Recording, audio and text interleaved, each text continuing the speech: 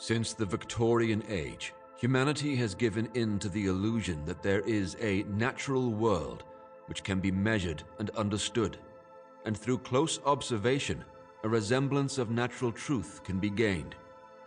Every corner of the world needed to be measured and catalogued. Through the times of further industrialization and the development of our modern society, many deemed truths of bygone eras irrelevant and dangerous, so they discarded them without asking. On the other hand, they accepted truths from periods more aligned with the political landscape of modernity without question. One question nobody seemed to pose and no one ever again seemed to doubt was the shape of our world. Although our daily experiences do not suggest that the Earth is a globe, everyone seemed to just believe it as a fact. Until one brave American decided to research matters more thoroughly. Samuel Rowbotham, also known as Parallax. Why has modern science failed to recognize the true shape of the Earth? Don't astronomy and the space programs clearly disprove what humanity believed in for centuries? The flat Earth theory states that modern science is ill-equipped to answer the question because of zeticism. A zetetic forms the question, then immediately sets to work making observations and performing experiments to answer this question. It turns out, we have been asking the wrong questions all along.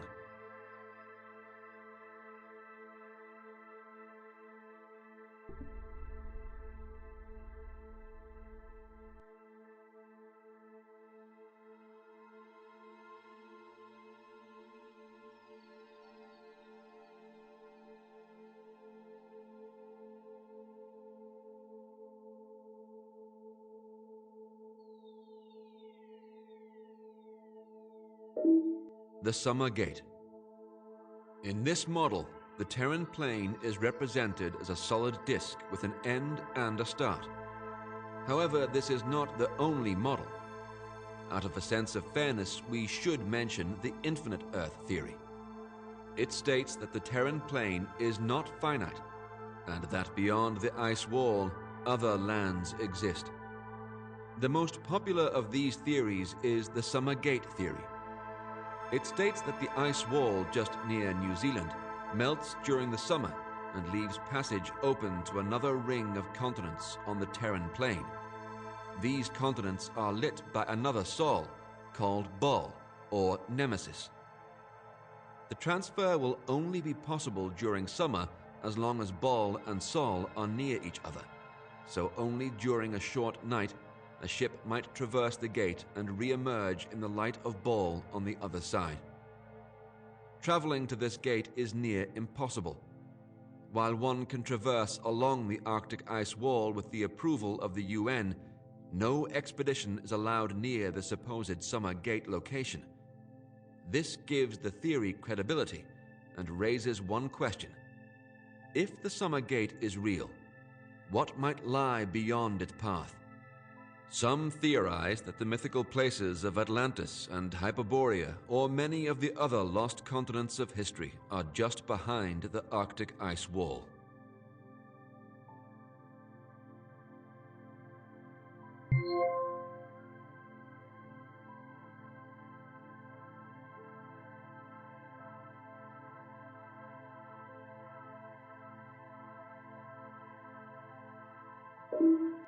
The Antarctic Ice Wall. At the outer edge of the world, we find the Antarctic Ice Wall.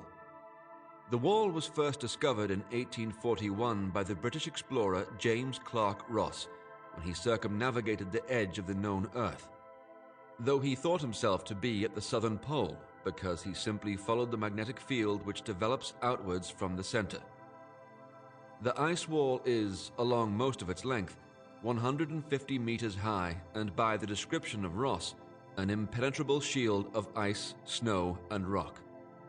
Several expeditions tried to reach the presumed South Pole until the Norwegian Roland Amundsen staged a successful journey to the South Pole at one of the few places where the ice wall can be accessed. Beyond the ice wall exists a mountain range up to 2,000 meters high. Beyond that, the theories vary. Some predict that there is a rim. Others theorize that the world stretches indefinitely.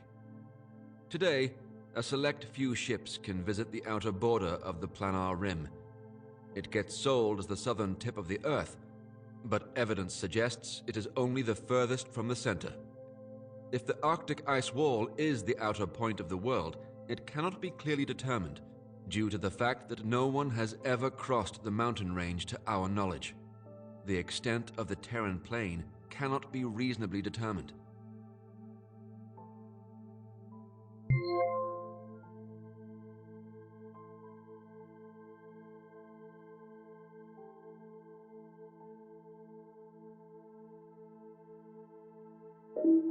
The atmoplane. The atmoplane, or atmolayer, is a series of gas layers above the inhabited part of the Earth. If the Earth is finite, as shown in this model, the atmoplane gets thinner and less dense towards the edges, where the Arctic Ice Wall stops the atmoplane from flowing off the edge. If the infinite Earth hypothesis is true, the atmoplane would possibly extend as infinitely as the Earth does. The atmoplane is separated into the following layers. The tropolayer, where most of the regular aircraft travel, up to 11 miles. The stratolayer, the highest ever reached layer by humans that can be reasonably confirmed, up to 30 miles. The extent of the mesolayer and ionolayer are still debated. Their existence is assumed by the phenomenon of meteors and polar lights.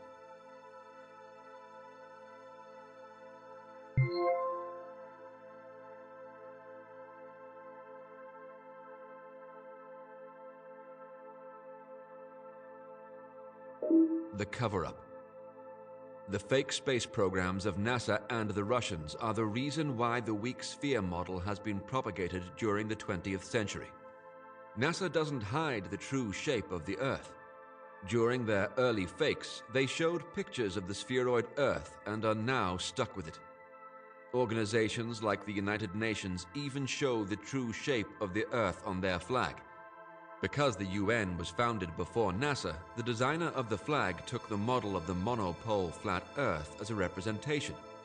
Although by the mid-60s, most of those institutions had recognized the hoaxes of the space programs, they continued to support it. The immense sums of money that are invested by governments and corporations in supposed space programs are used, to a large extent, to pay off the officials and many people who know about the true shape of the Earth, as well as so-called educators on TV. In truth, an intricate web of lies has been spun to obstruct the public's clear view on reality.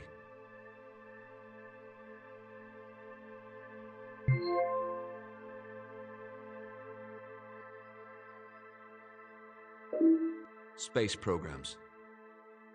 In the 1950s, during the Cold War, the two opposing blocs of the totalitarian USSR and the free world under the leadership of the United States started the competition of the supposed space race. Why space and its supposed conquest was so important was explained by Senate Majority Leader and later President Lyndon B. Johnson. Quote, "Control of space means control of the world. The position of total control over the Earth that lies somewhere in outer space." This statement proves space was seen as an ultimate achievement, primarily on the grounds of propaganda and the invoking of fear of war capabilities. A few months later, NASA was established.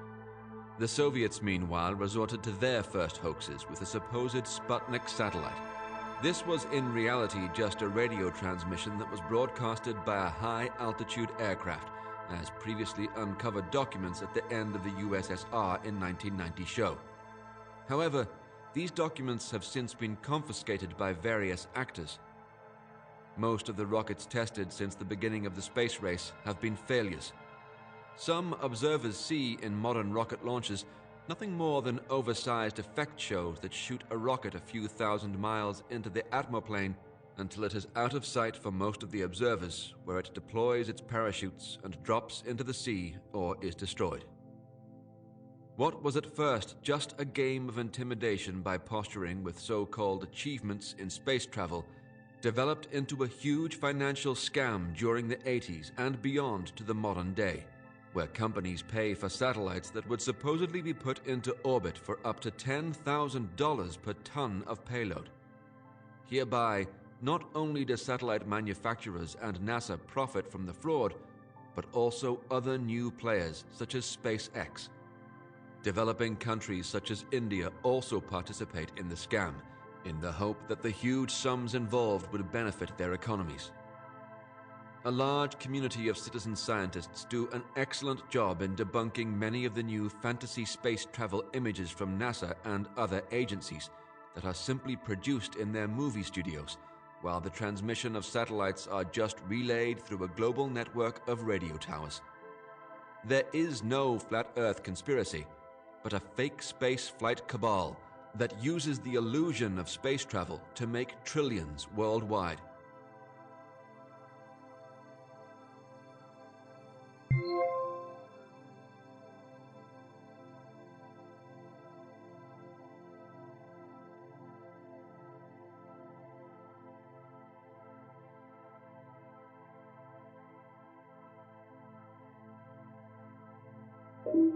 The Moon. The Moon is a revolving sphere. It has a diameter of 32 miles and is located approximately 3,000 miles above the surface of the Earth. The Moon is thought to be spherical due to a slight rocking back and forth over its monthly cycle. The Moon does not emit light by itself. It is lit by the Sun. It moves from 3,000 miles to 2,000 miles over the duration of a month, thus causing the lunar cycle we observe as new moon, half moon, and full moon. It is still debated by many of the planar astronomers if the Moon has a surface sufficient for anyone to stand upon it. Parallax theorized that the Moon might not be as real as it seems. For example, a strong, unnatural glow around its edge can be observed by anyone with a telescope or camera with sufficient zoom capabilities. Some citizen scholars investigating this interesting natural phenomena also agree that the Moon is either a projection or an atmospheric reflection of a body closely orbiting the rim of the Terran plane. But for the model of the monopole flat Earth, the question of the Moon's solidity is not relevant. In 1969, the Moon was the setting of a fictional worldwide television broadcast in which the United States of America, more specifically NASA, claimed to have landed on the Moon. The hoax was discovered by independent researchers, but many of them have since been silenced by NASA agents or pressured into publicly stating that they were wrong.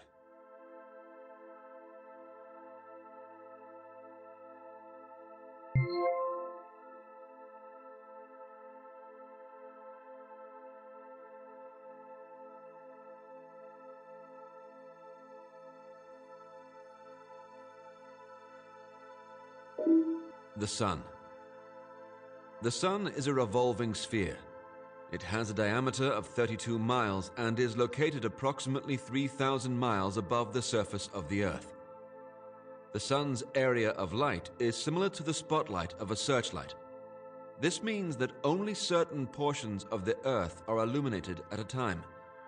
It also describes how night and day arise on a flat Earth. The apparent view of rising and setting are caused by perspective, just as a flock of birds overhead will descend into the horizon as they fly into the distance. Together with the Moon, the Sun rotates around a mysterious central point of rotation.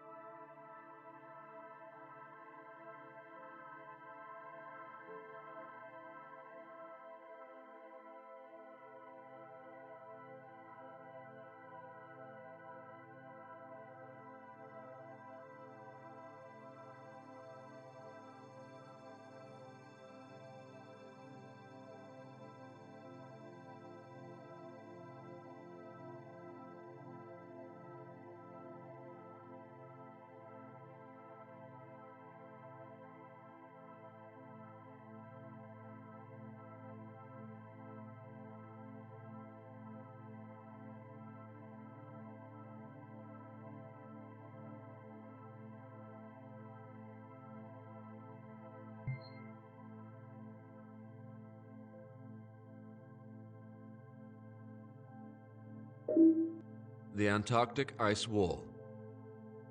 At the